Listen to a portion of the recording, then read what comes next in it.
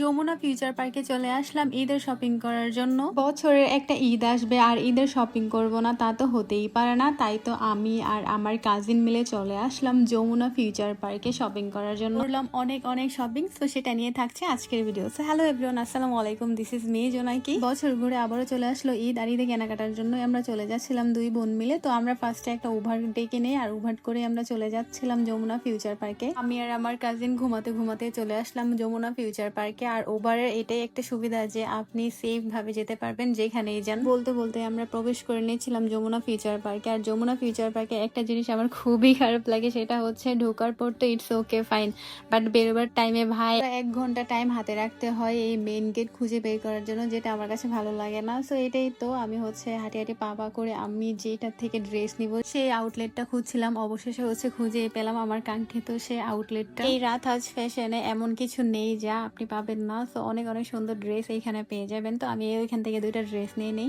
রাতহাজ ফ্যাশনে শাড়ি থেকে শুরু করে 3 পিস এবং জামা থেকে শুরু করে সবকিছু এত বেশি সুন্দর যে